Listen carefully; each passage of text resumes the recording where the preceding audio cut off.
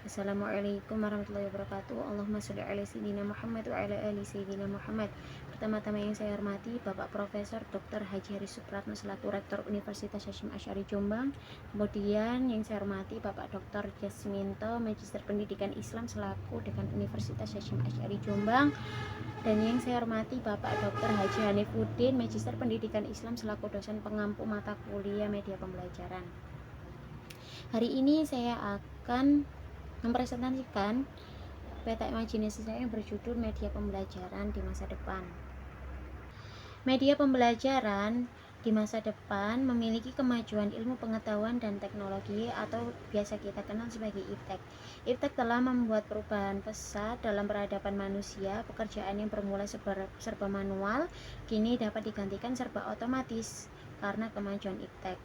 Kemajuan iptek dapat dimanfaatkan sebagai teknologi informasi dan komunikasi sehingga dapat mendorong manusia untuk lebih meningkatkan efisiensi dan efektivitasnya.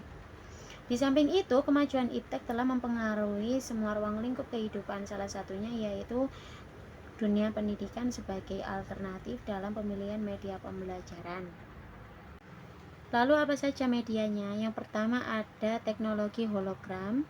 Media pembelajaran tidak hanya terhenti pada teknologi 2 dimensi saja, namun juga perkembangan media di 3 dimensi. Dengan adanya media 3 dimensi, maka pembelajaran bergelut pada bidang ruang lebih efektif, karena dengan media 3 dimensi seolah-olah suatu objek lebih tampak hidup tetapi seiring kemajuan teknologi berbasis teknologi 3 dimensi tidak lagi menjadi sesuatu yang mewah karena terciptanya teknologi 7 dimensi yang kini disebut dengan hologram. Hologram memanfaatkan penggunaan cahaya laser yang dipancarkan pada bidang tertentu yang pada akhirnya tampak seperti objek hidup yang menyatu dengan sekitarnya. Hologram adalah produk dari teknologi holografi. Hologram berbentuk dari perpaduan dua sinar cahaya yang koheren dan dalam bentuk mikroskopik. Hologram bertindak sebagai gudang informasi optik informasi. Informasi optik tersebut kemudian akan membentuk suatu gambar pemandangan atau adegan. Hologram merupakan jelmaan dari gudang informasi yang mutakhir. Kelebihan hologram, ia mampu menyimpan informasi yang di dalamnya memuat objek-objek 3 dimensi, tidak hanya objek yang biasa terdapat di foto atau gambar pada umumnya. Itu disebabkan prinsip kerja hologram tidak sederhana. Lensa fotografi hologram menggunakan prinsip-prinsip difraksi dan interrelasi yang merupakan bagian dari fenomena gelombang. Lalu yang kedua ada media pembelajaran berbasis augmented reality, yakni media pembelajaran yang merupakan salah satu aplikasi penggabungan dari dunia maya dan dunia nyata dalam bentuk 2 dimensi atau 3 dimensi yang dapat kita proyeksikan di dalam lingkungan nyata dan juga waktu yang bersamaan. Media pembelajaran ini sangat diperlukan oleh para guru agar dapat membantu menyampaikan informasi ataupun materi di dalam sebuah proses pembelajaran.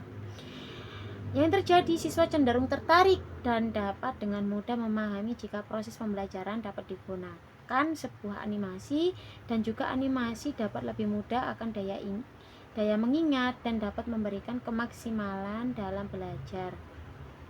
Media pembelajaran ini dapat meliputi alat secara fisik yang dapat digunakan guna menyampaikan isi materi pembelajaran yang juga terdiri dari buku, tape, recorder, video, kamera, kaset, film, videografer, fotografi, gambar, dan slide. Media pembelajaran ini merupakan gabungan dari benda nyata, juga benda di dunia maya di lingkungan nyata yang berjalan secara interaktif dalam waktu yang nyata dan juga terdapat integrasi di dalam dunia nyata.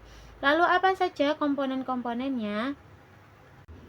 Yang pertama ada tangible interface, yaitu berwujud interface yang dapat mendukung interaksi dengan secara langsung dengan dunia nyata yang memanfaatkan objek nyata. Salah satu contohnya yaitu aplikasi game di dalam tabung dari dalam kemasan Pringselly yang menjadi marker dan juga kontrol dari game tersebut, dan juga aplikasi virtual fitting room yang lalu Lalu yang kedua ada kolaborasi augmented reality interface. Kolaborasi ini menampilkan beberapa tampilan guna mendukung suatu kegiatan di dalam berbagai interface tiga dimensi, guna meningkatkan suatu interaksi kolaboratif dengan banyak user dan juga perangkat. Yang ketiga ada interface hybrid. Interface hybrid ini menggabungkan berbagai macam device yang berbeda namun tetap saling melengkapi interface. Interface juga memungkinkan untuk berinteraksi lewat berbagai perangkat interaksi prinsip kerja, yakni augmented reality pada dasarnya yaitu tracking atau pelacakan dan reconstruction atau rekonstruksi.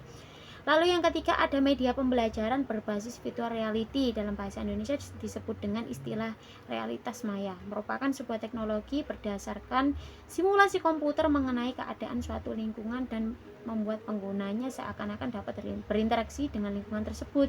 Jika seseorang melengkapi dirinya sebagai macam peralatan virtual reality, seakan-akan panca inderanya mampu merasakan benar-benar berada di lingkungan tersebut. Meski jika peralatan dilepas, akan terasa bahwa sebetulnya dunia tersebut hanyalah dunia virtual yang sangat mirip dengan kenyataan.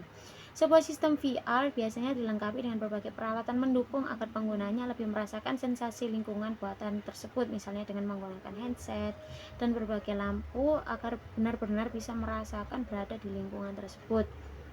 Hal ini dilakukan agar lebih terasa meskipun sebetulnya dunia tersebut hanya dunia yang tertulis yang sangat mirip dengan kenyataan karena sistem VR.